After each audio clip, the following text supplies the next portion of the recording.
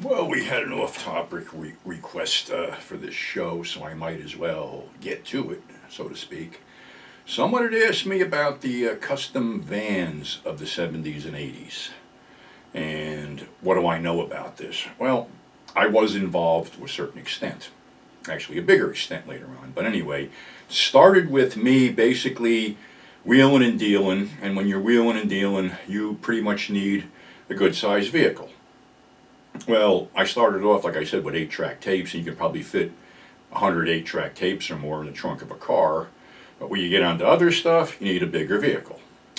So what happened was my mentor, Terrible Tom, had a Dodge, 73 Dodge van, a long one with windows. Slant 6 engine, no power steering, no air conditioning. So I wind up buying it.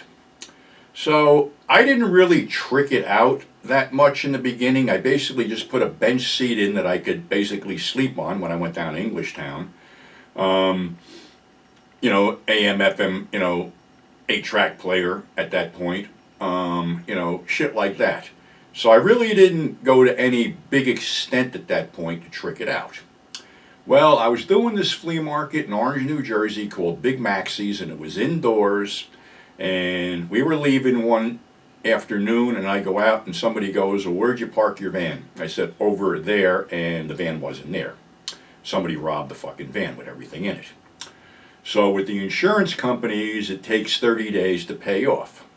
So nobody found this damn thing until day number 30, which the fucker had run out of gas in Livingston, and somebody I know spotted it, and of course, I got the fucking thing back. All kinds of damage done to it and shit. Basically, it needed a whole lot of work. So there was sort of an insurance claim put in where I could basically, get all this shit done, but they didn't know I knew how to work on trucks, so I was basically, doing all the mechanical shit myself. A buddy of mine, Turk, worked at a body shop, and he just got a new paint gun in, and he wanted to try it out. So he said, how much you got to spend? So I threw a figure at him, and he goes, okay, what do you want to do? I opted for basically painting the hood of the truck black and putting a flaming skull on it and putting a black stripe around the whole truck and putting a coiled snake on each side ready to strike. And then I had blacked out the windows with spray paint. I paneled over everything, redid my fucking living quarters, so I basically had an inflatable bed that I could basically deflate when I had a whole bunch of shit in there. Put a bar in there, of course, with a little cooler, and put one of those overhead consoles in where I could basically hook up, an 8-track player and a CB. Got to have a Citizens Band radio. Got to run around like all these other crazy truckers and mumble incoherent shit into a microphone. And then I did the entire dashboard and the engine hump with denim, with little patches on it and shit like that.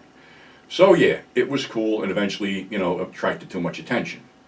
But the whole thing was we used to just cruise around on weekends up and down Ridge Road, in and out of certain towns, and other vans would do the same thing. It was sort of like those hot rod parades you used to see, everybody showing off their shit. So I remember one night, and I'd never driven this thing in New York before.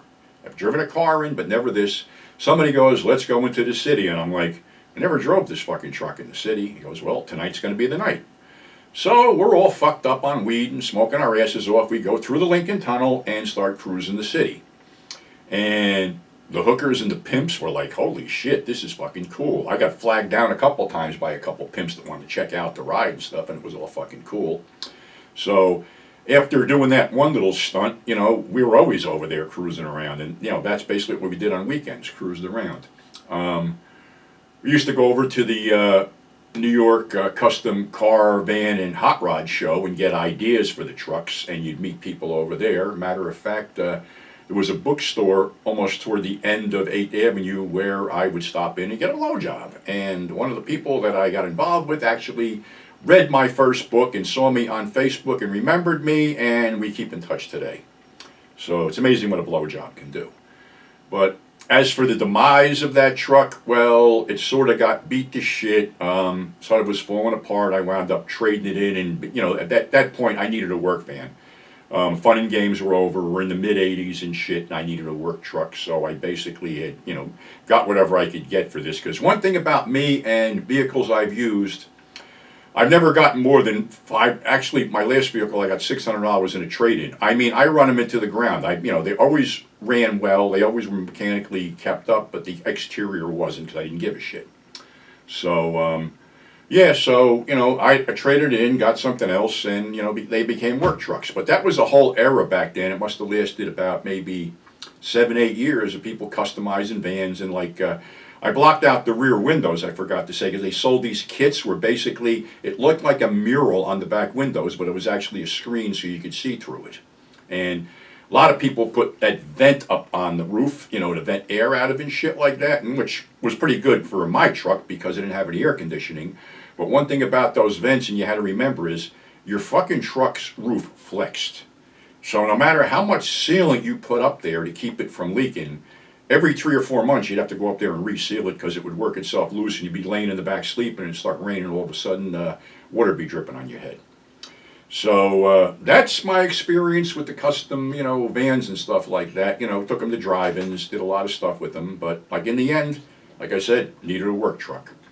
So that's our show for today. It's Friday. Have a great weekend. Hope it's clearing up. It was raining like a bastard over here a couple last night, so we will see.